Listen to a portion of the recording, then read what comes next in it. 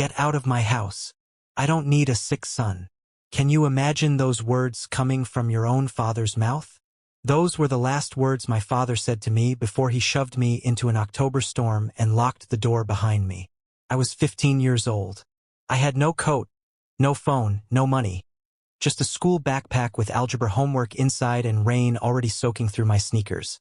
3 hours later, the police called him. And when he heard what they said, his face went white as a ghost.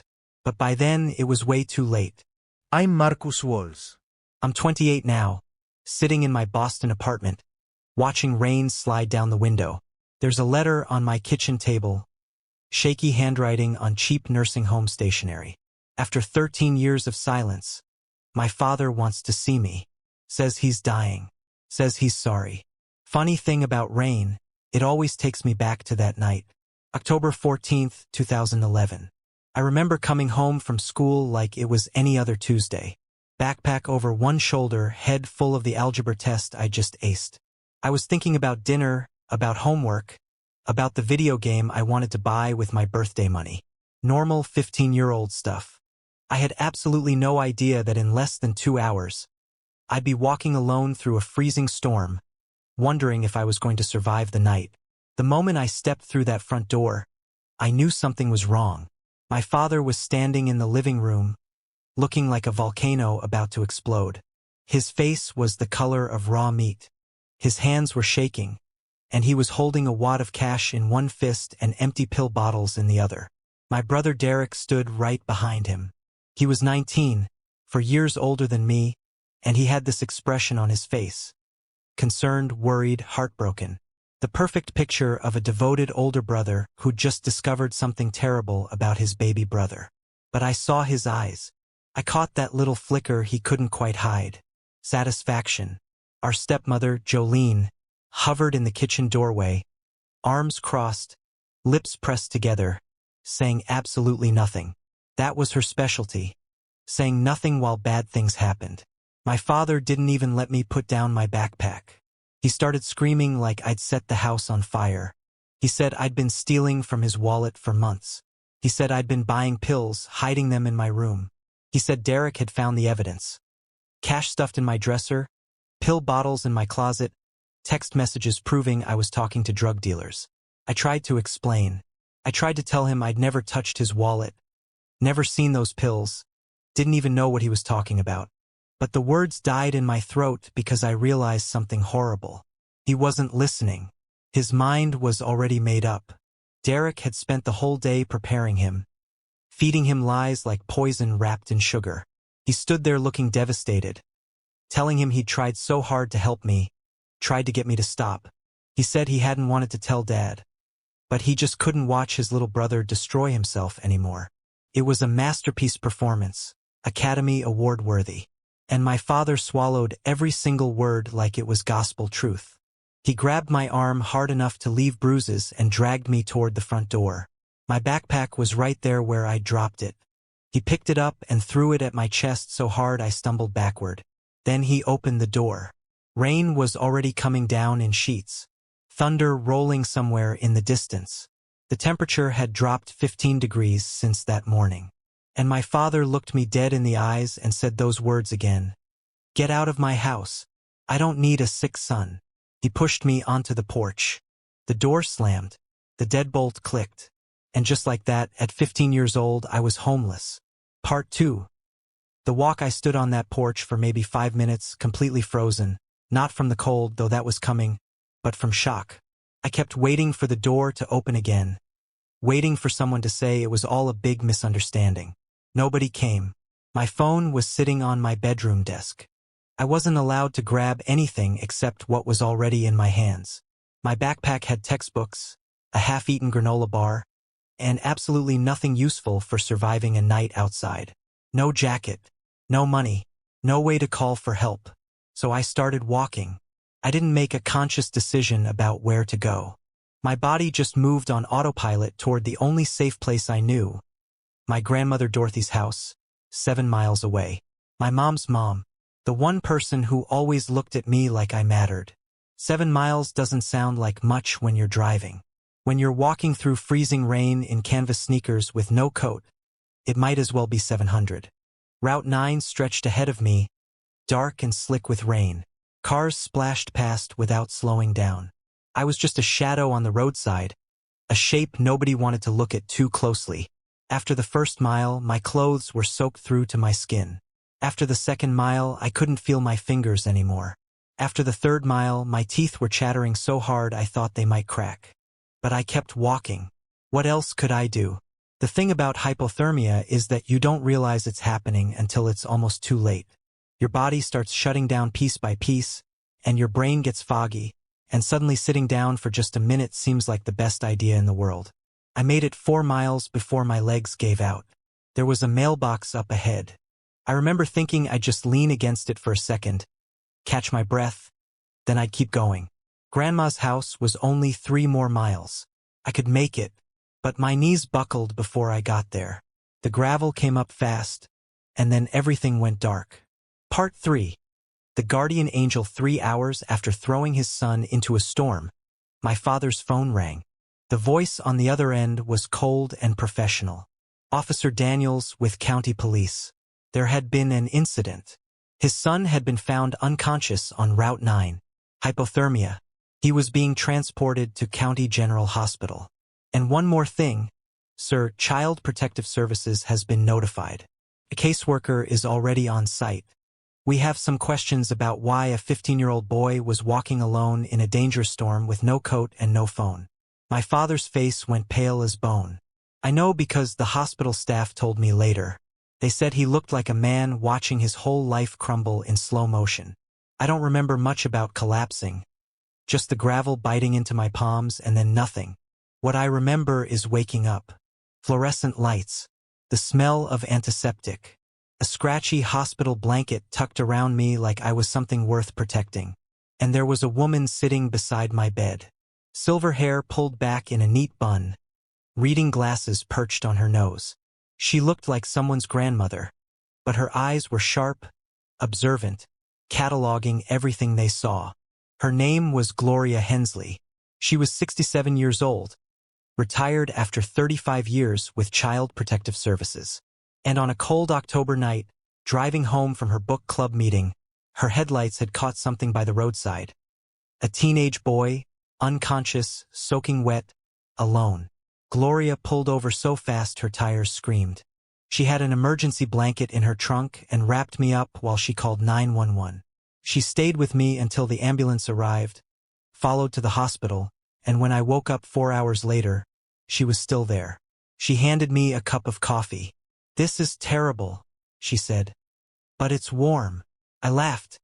Actually laughed. She smiled back. This knowing, gentle smile that said she understood more than I realized. "Now, why don't you tell me why a 15-year-old boy was walking alone on Route 9 in a storm with no coat and no phone?" So I told her everything. The accusations, the planted evidence, the years of Derek's manipulation. I told her things I'd never told anyone because no one had ever actually listened. Gloria just sat there, nodding occasionally, never interrupting, never doubting. When I finished, she said, "I believe you, and I'm going to help you prove it." Those 7 words changed my life. My father and Derek arrived at the hospital around 10:15 that night. They expected to find a scared, apologetic boy ready to confess. Instead, they found a room full of professionals. Gloria, a CPS caseworker named Maria Santos, and a uniformed police officer, asking very pointed questions. Then my grandmother arrived. Dorothy Reeves was 67 years old, 5 foot 2 inches of pure determination. She swept into my room like a small silver-haired hurricane and immediately positioned herself between me and my father. "That's my grandson," she announced. "What has this fool done now?" My father tried to explain about the stealing, the pills, the evidence. Dorothy listened for about 30 seconds before holding up one hand. "Raymond, you threw a child into a storm based on what? Pills that appeared out of nowhere? Cash that magically materialized? Did you even ask his side of the story?" He opened his mouth, closed it, opened it again. That night, while I sat exhausted in a hospital bed, Dorothy Reeves went to war. She called a family court judge who owed her a favor and demanded an emergency custody hearing. Right there, right then. By 12:30 in the morning, I had a new home. Emergency temporary guardianship was granted to Dorothy Reeves, effective immediately. My father was ordered to have no contact with me until a full investigation was completed. As we walked out, my father tried one more time. Dorothy stepped between us without breaking stride. You don't get to touch him. You don't get to talk to him. You had your chance to be his father, and you threw it away. Literally. That was the first night of my new life. Part 4. The unraveling to understand why my brother did what he did. I need to take you back to when everything started falling apart. My mother, Patricia, died in 2006. Cancer. I was 10 years old. Derek was 14. One day, we had a mom who made pancakes on Sunday mornings. The next day, we were standing by a hospital bed watching machines beep slower and slower until they stopped. My father didn't handle it well. He basically collapsed in on himself. Went to work, came home, sat in his recliner, stared at nothing. So Derek stepped up. At 14, he became the one who cooked dinner and signed permission slips and made sure I got to school on time. And my father praised him constantly. What would I do without you, Derek? You're so grown up, Derek. You're the glue holding this family together, Derek. I don't think my father ever once asked how Derek was handling our mother's death. He just expected him to handle everything else instead. What nobody saw was what happened when my father wasn't looking. Derek wasn't just stepping up, he was building a kingdom. And in his kingdom, I was the peasant who needed to be kept in his place. Started small. Homework that mysteriously disappeared. Permission slips that never made it to my teachers. My favorite gaming controller that suddenly stopped working. Derek would go to my teachers with this sad, concerned expression and tell them I was struggling after our mother's death, that I was acting out at home.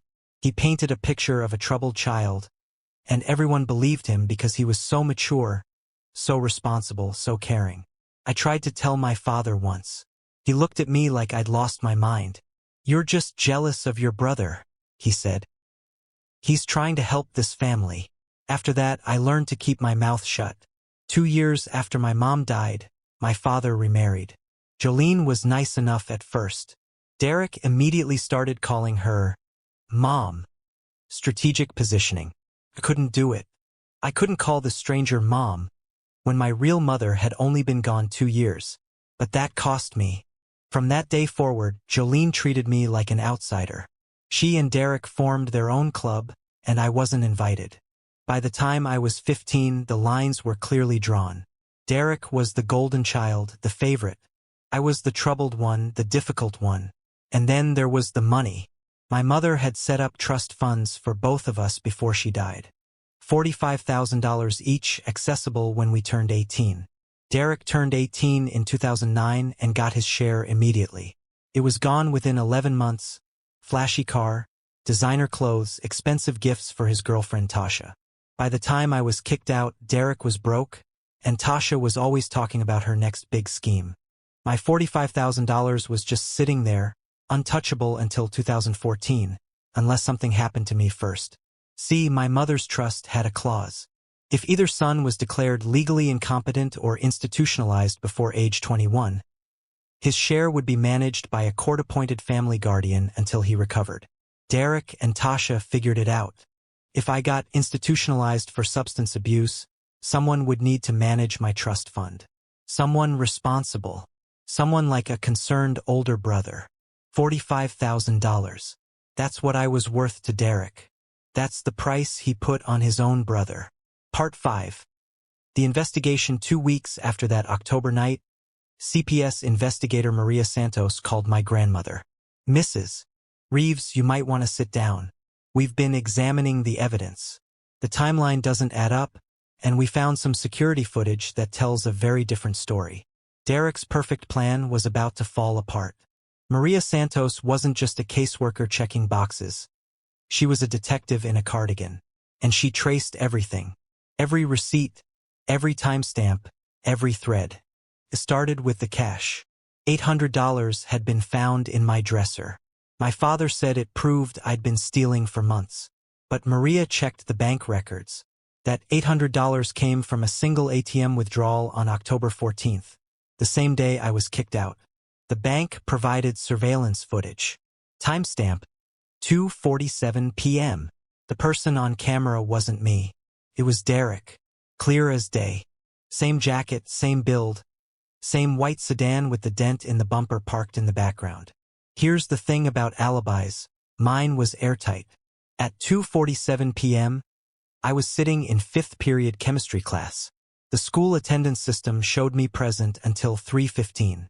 My teacher remembered me asking a question about covalent electrons. I couldn't have made that withdrawal. Physically impossible. I was 12 miles away with 30 witnesses. Derek used our father's ATM card without considering that banks have cameras. He made the withdrawal in the middle of the afternoon without checking if I had an alibi. He bought the burner phone at a convenience store 2 blocks from his gym, on camera, with his car visible in the parking lot. Then there were the pills.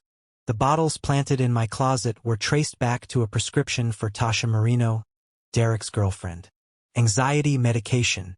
Maria Santos called the pharmacy and discovered Tasha had reported those pills stolen. But she filed the report on October 17th, 3 days after I was kicked out. If the pills were already hidden in my room on October 14th, why did Tasha wait 3 days to report the theft? Because they weren't stolen. Derek gave them to her to plant. Then she reported them missing afterward to cover their tracks. The delayed theft report was like a flashing neon sign that said, "We planned this." But the real smoking gun was the burner phone. The fake drug dealer texts came from a prepaid phone purchased on October 10th, 4 days before everything went down. Maria tracked down the store and requested security footage. The buyer was a young man, athletic build, paying cash, but his car was clearly visible through the window. A white sedan with a dent in the bumper. Same car, same man, same trail leading straight back to my brother. As the investigation deepened, an even uglier picture emerged. Maria started digging into our family's finances. Someone had been forging checks in my father's name for nearly 2 years. Small amounts at first, but they added up. The signatures were close but not quite right. The money went to accounts connected to Tasha and her various business ventures. Total amount stolen, just under $18,000. Derek hadn't just framed me. He'd been robbing our father blind for years, and he needed me gone before anyone noticed. My grandmother hired Leonard Vance, an old family friend who'd practiced family law for 30 years. He'd known my mother since grade school. When Dorothy explained what had happened, his face went hard in a way that made me glad he was on my side. Leonard filed for permanent guardianship immediately. He also filed a civil suit against Derek for fraud and emotional distress. And he made sure my trust fund was protected so nobody could touch it until I turned 18. The court date was set for March 2012, but 1 month before the hearing, something unexpected happened. Tasha Marino got arrested in Nevada. Federal marshals picked her up for running an investment scam in 3 different states. Over $400,000 stolen from victims. She was facing serious federal charges, possibly 15 years in prison. Her lawyer made a phone call the next day. Tasha was ready to cooperate, ready to make a deal, ready to tell the truth about everything, including her boyfriend Derek and what he'd done to his little brother. The walls were closing in, and Derek had nowhere left to run. Part 6. The Reckoning. Tasha wasn't loyal. The moment federal prosecutors offered her a reduced sentence, she sang like a canary. Her written statement was 12 pages long. She confirmed everything. The plan to frame me had been Derek's idea from the beginning. He'd been stealing from our father for nearly 2 years, funneling money to Tasha. When he realized his theft was getting harder to hide, he decided he needed a scapegoat. That scapegoat was me.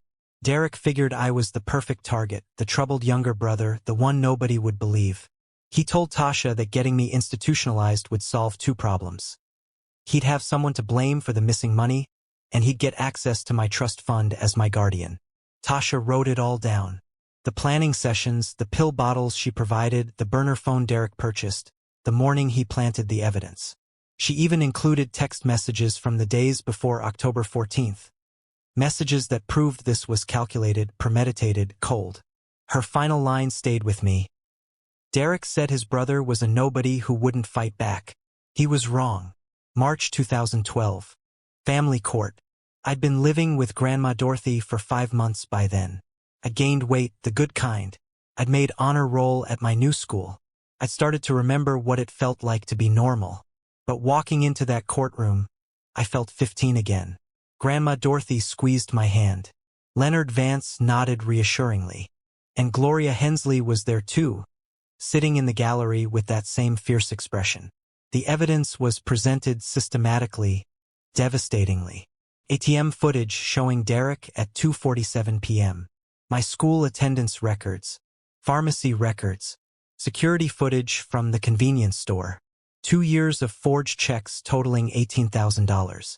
And Tasha's confession, read into the record word by word. When it was Derek's turn to testify, he tried to maintain his story. The prosecutor showed him the ATM photograph. "Mr. Walls, is this you at First National Bank on October 14th at 2:47 p.m.?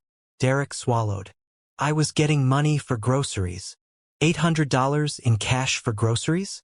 And you didn't mention this withdrawal to your father when you accused your brother of stealing that exact amount later that same day."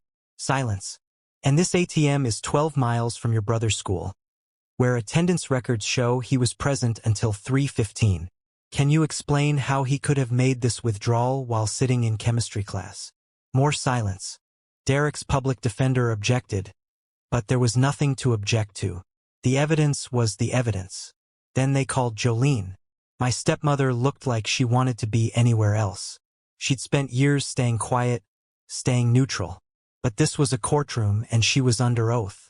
"Did you see anything unusual the morning of October 14th? The prosecutor asked. Jolene's voice was barely above a whisper. Derek went into Marcus's room around 7 a.m. He said he was borrowing something. He came out empty-handed. "And did you notice anything else in the days before?" Jolene closed her eyes. 2 days before, I overheard Derek on the phone with Tasha. He said, "Everything is in place." And then he laughed. The courtroom went absolutely still. When they called our father to testify, I almost felt sorry for him. He had to explain why he expelled his 15-year-old son into a storm without investigating. Had to admit he never checked the bank records himself. Never questioned why Derek suddenly discovered this evidence. Never asked for my side of the story. His voice cracked. I trusted him. He's my firstborn. He was always the responsible one. Judge Patricia Morrison had been on the bench for 30 years. Her words cut through the courtroom like a blade. "Mr. Walls, trust is not an excuse for negligence. You expelled a minor child into dangerous weather conditions based on unverified accusations. You made no attempt to investigate. You chose one son over another without evidence, without reason, without basic parental judgment. That is not parenting. That is abandonment." Derek's sentence came down hard. Fraud, theft, filing false statements, child endangerment. His public defender negotiated a plea deal. 2 years suspended sentence, 5 years supervised probation, 200 hours community service, full restitution of all stolen funds.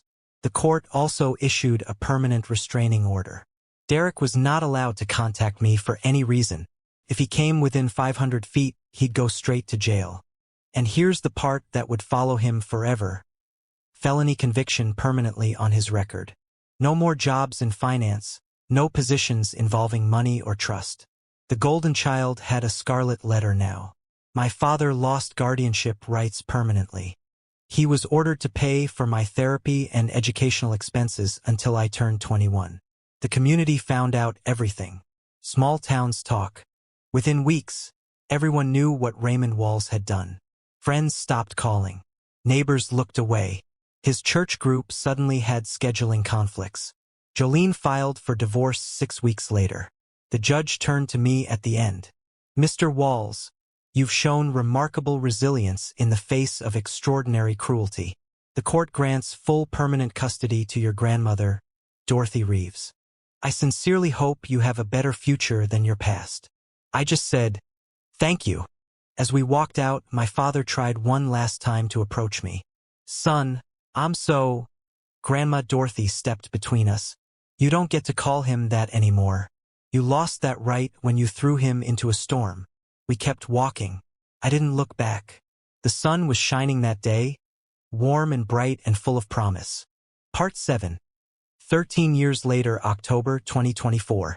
I'm 28 years old now, and my life looks nothing like I imagined when I was 15. Walking through a storm with nothing but a school backpack. I live in Boston. Beautiful apartment with a view of the harbor. I'm a marketing director at a tech company, good salary, good benefits, good people. I worked my way up from an internship, and every promotion felt like another step away from who I used to be. And I'm engaged.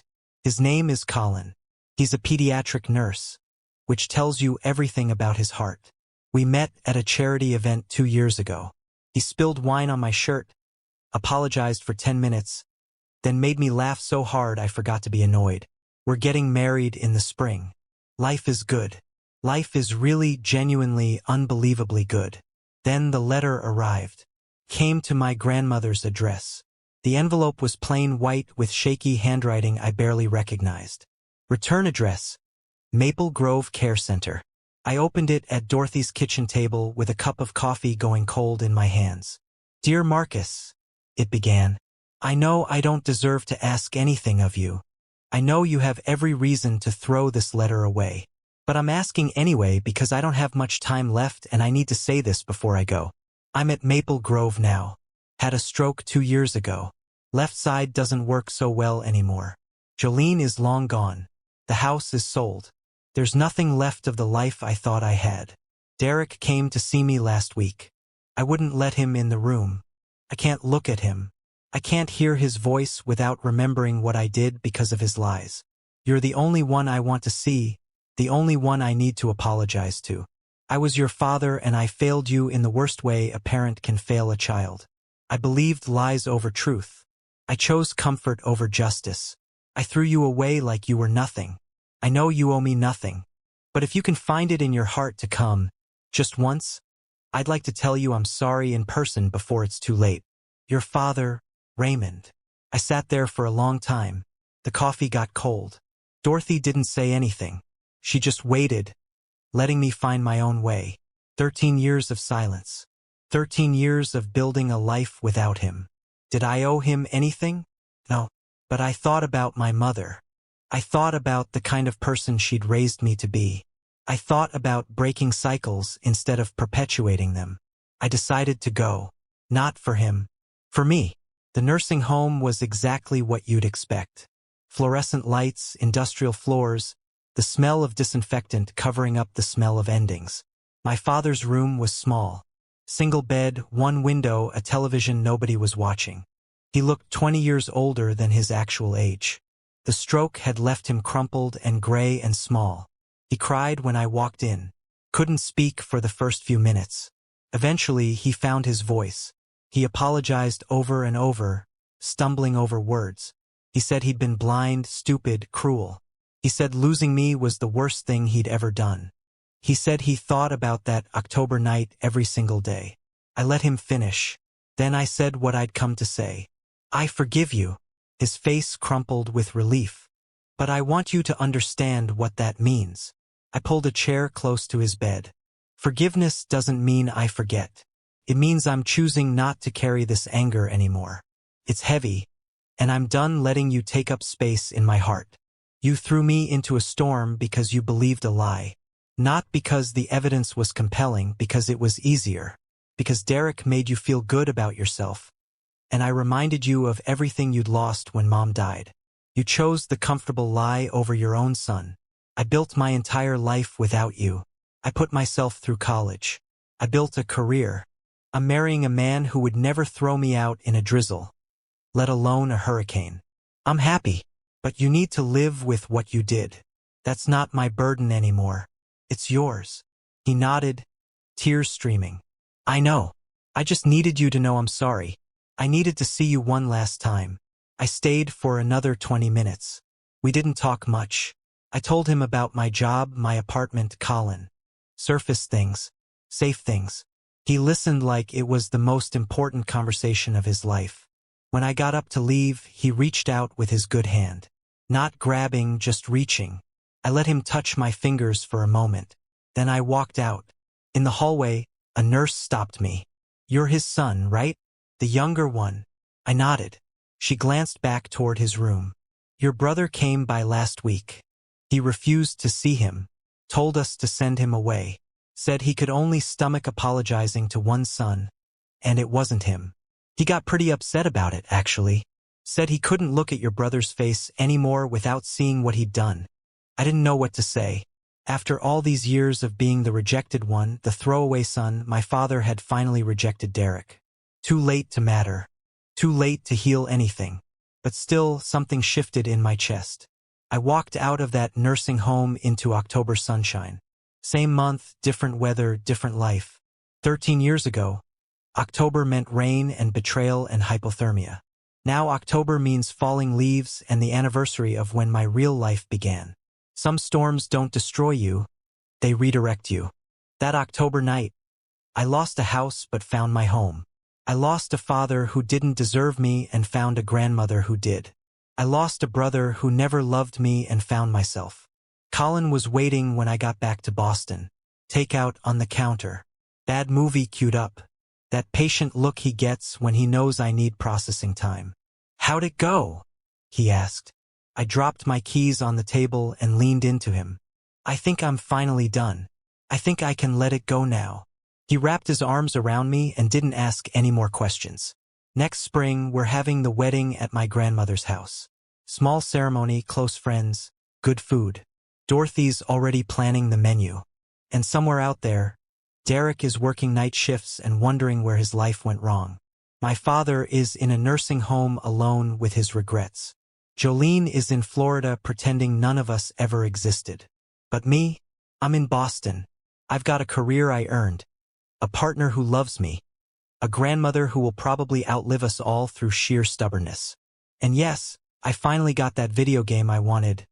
Properly framed concept art from it hanging in my office where I can see it every day. Some things are worth waiting for.